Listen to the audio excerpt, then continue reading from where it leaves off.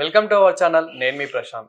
విశ్వక్ సేన్ నటించిన 'లైలా' మూవీ మీద ఇప్పుడు చాలా ట్రోలింగ్ అయితే అవుతుంది. అదే విధంగా 'పృథ్వీరాజ్' కూడా ఒక ఈవెంట్‌లో అయితే ఇంతకుముందు 150 గొర్రెలుండేవి, ఇప్పుడు 11 గొర్రెలుండేవి అని చెప్పేసి ఒక ట్రోలింగ్ అంటే మాట్లాడడం అయితే జరిగింది. సో, ఇప్పుడు దానికైతే వైసీపీ కార్యకర్తలు ఎవరైతే ఉన్నారో వాళ్ళైతే రెస్పాండ్ అవ్వడం జరుగుతుంది. అదే విధంగా 'లైలా' బాయ్‌కాట్ అని పెట్టేసి అయితే ఇలా పెట్టడం జరుగుతుంది. అసలు ఇంతకీ ఏం జరుగుతుంది? దీని గురించి అయితే మాట్లాడేందుకు ప్రస్తుతం మనతో పాటు ప్రొడ్యూసర్ నట్టికుమార్ గారు ఉన్నారు. నమస్తే అండి. నమస్తే. సార్ ఏంటి సార్ ఇది 'లైలా' మూవీ మీద చాలా ట్రోలింగ్ అయితే అవుతుంది. అసలు 'పృథ్వీరాజ్' గారు గూడా ఇది ఇంతకుముందు 150 గొర్రెలుండేవి స్టార్టింగ్‌లో. ఇప్పుడు 11 గొర్రెలే ఉన్నాయని జెప్పేసి అంటే దేన్ని ఉద్దేశించి ఇలా మాట్లాడడం జరిగింది? ఒకటండి, ఫస్టు ఒక క్లారిటీ ఇస్తాను. అసలు ఇది ఒక పబ్లిసిటీ స్టంటా? ఇది ఒక పబ్లిసిటీ స్టంటా? ఎందుకంటే ఒక్కసారి మన విశ్వసేన్ గారిది ఆ సినిమాలోనే దీప్తి వాజ్‌పేయి గారిది మన పేరేం పేరు నాగవల్లి. అవును. మన నాగవల్లి గారిని ఏదో అని టీవీ 9లో ఏదో పబ్లిసిటీ వచ్చి అదొక పబ్లిసిటీ స్టంట్. అంటే పబ్లిసిటీ స్టంటా అన్నట్టు అనిపిస్తుంది. నెంబర్ 1. నెంబర్ 2, ఈ పబ్లిసిటీ స్టంట్ కాకపోతే ఓకే, ఈ డిఫరెంట్ మాట్లాడవచ్చు. ఎందుకంటే వైసీపీ వాళ్ళు విపరీతంగా ట్రోల్ చేస్తున్నారు. అనుకోకుండా జరిగింది అనేది ఒక డిఫరెంట్. ఒకవేళ కావాలని పబ్లిసిటీ స్టంట్ అయితే మనం ఏం చేయలేం. ఇది ఇలా సినిమా ఇండస్ట్రీలో ఇలాంటి పద్ధతి కాదు. నెంబర్ 1. నెంబర్ 2, ఈవెంట్లలో సినిమా ఈవెంట్లలో కూడా రాజకీయాలను మాట్లాడకూడదు. రాజకీయ ప్రస్తావన తేవద్దు. సినిమా అనేది అందరికీ ఎంటర్టైన్మెంట్ చేసే సినిమా ఫీల్డే తప్ప ఆ సినిమా ఫీల్డ్లో ఒక పార్టీకి చెందినవారు ఇంకో పార్టీ చూడొద్దని ఇంకో పార్టీకి చెందినవారు అలా మాట్లాడడం ఉండదు. ఒక్కొక్కరికి ఒక్కొక్క వేదిక ఉంటుంది. ఆ వేదికలో మీరు మాట్లాడుకోండి. మీరు సపరేట్గా మీరు వైసీపీని తిట్టాలనుకుంటున్నారు కదా, మీరు ఒక వేదికను పెట్టుకొని మీరు తిట్టండి. అది మిమ్మల్ని యాక్ట్ చేయడానికి పిలిపించారు. మీ సినిమాలో యాక్ట్ చేశారు. యాక్ట్ చేసినందుకు మీ స్పీచ్ ఇవ్వండి. ఆ సినిమా ఎలాగుంది, ఆ సినిమాలో హీరో ఎలా చేశారు, డైరెక్టర్ ఎంత బాగా చేశాడు, ప్రొడ్యూసర్ ఎలా కష్టపడ్డాడు, ఆ సినిమాలో ఆర్ట్ డైరెక్టర్ ఎలా కష్టపడ్డాడు, సైడ్ హీరోయిన్లు ఎలా కష్టపడ్డారు, ఆ హీరోయిన్ ఎలా కష్టపడ్డారు, అది మాట్లాడితే హీరో ఎలా కష్టపడి మాట్లాడితే ఆ సినిమా పబ్లిసిటీ కోసం, ఆ సినిమా కోసం, జనాల్లోకి వెళ్ళడం కోసం ఎంతో కష్టపడి సినిమా తీసే సినిమాని ప్రజల కోసం మాట్లాడి చేశారు కదా. అలాంటి సినిమాలో రాజకీయాలు మాట్లాడడం అనేది తప్పు. అంటే నేను ఒక రుద్వి గారే కాదు, ఎవరు మాట్లాడినా తప్పే. పెద్దవాళ్ళవని చిన్నవాళ్ళవని ఎవరవని రాజకీయం మాట్లాడడం కరెక్ట్ కాదు అనేది మనం అర్థం చేసుకోవాలి. ఎందుకు మరి ఇలాంటి చిన్న సినిమాలలోనే మాట్లాడుతూ ఉన్నారు? అంటే ఇట్లాంటి చిన్న ఈవెంట్లలోనే మొన్నటి వరకు చూసుకుంటే కనుక గేమ్ చేంజర్ కూడా వచ్చింది. సో అలాంటి ఈవెంట్లలో ఎందుకు మాట్లాడరు? సో ఇలా మాట్లాడారు కదా. అల్లు అరవింద్ గారు చిన్న వ్యక్తి కాదు కదా. అల్లు అరవింద్ గారు తండ్రి సినిమాలో మాట్లాడి చెప్పలేదా? ఇది గేమ్ చేంజర్ ఫ్లాప్, సంక్రాంతికి వస్తున్నాడు హిట్, మళ్ళా నువ్వు ఏదో మొత్తం టోటల్గా అది ఇది చేసుకుని పెట్టాడు. ఈరోజు క్షమాపణ చెప్పాల్సి వచ్చిందిగా. అవును, నా సొంత మేనల్లుడు ఇంకా ఆ రోజు గుర్తులేదు ఏంటి ఆయనకి?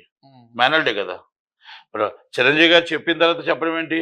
చిరంజీవి గారు అల్లు అర్జున్ గారి కోసం నా మేనల్లుడు నా సినిమా సూపర్ హిట్ అని ఆయన చెప్పిన తర్వాత వెంటనే ఈయన రియాక్ట్ అయ్యాడు. అంతకుముందు ఈయన రియాక్ట్ అవ్వాలి. అడిగారు ఒక ప్రెస్ మీట్లో, ప్రెస్ అయితే నాకు ఉందండి, నాకు అన్ని తెలుసండి, నాకు అన్ని ట్రోల్ అవుతున్నాయని తెలుసు అని చెప్పారు. అంటే ఇవన్నీ నేను ఏమంటానంటే మీ వ్యక్తిగత విషయాలు పక్కన పెట్టేసేయండి.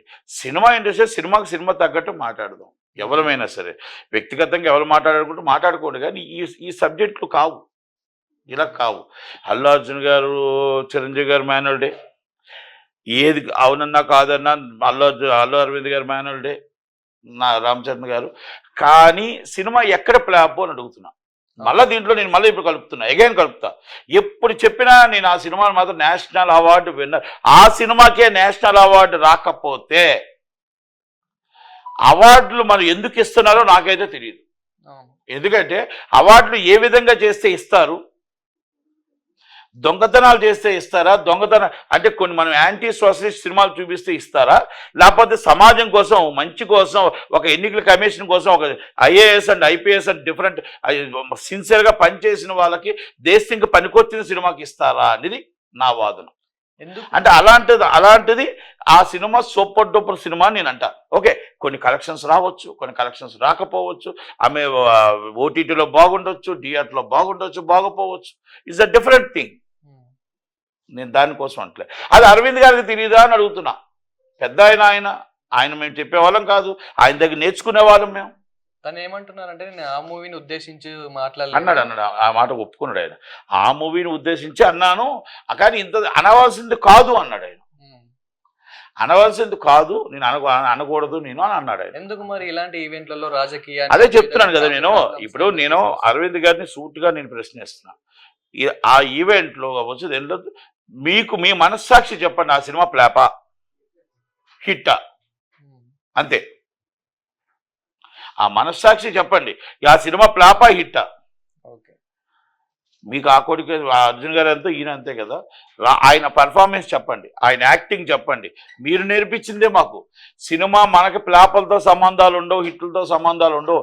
అవతల హీరో పర్ఫార్మెన్స్ చేశాడా, హీరోయిన్ పర్ఫార్మెన్స్ చేసిందా, అక్కడ ఎవరెవరు పర్ఫార్మెన్స్, ఆ పర్ఫార్మెన్స్ మనం తీసుకుంటాం. కలెక్షన్ ఇక్కడ రావచ్చు, లేకపోతే బుల్లితెరలో రావచ్చు, ఓటీటీలో రావచ్చు, సాటిలైట్లో రావచ్చు, థియేటర్లో రావచ్చు అనేది ఈసీలో మీరు ప్రొడ్యూసర్ కౌన్సిల్ కానీ ఎన్ని సో మీటింగ్స్లో మీరందరూ మీకు ఇచ్చే ఉపన్యాసాలే మేము తీసుకున్నాం, మేము నేర్చుకుంటున్నాం. మీ దగ్గర నేర్చుకోవాల్సిన వాళ్ళు మాతో చెప్పించుకున్నట్టు ఉండకూడదు పెద్దలు.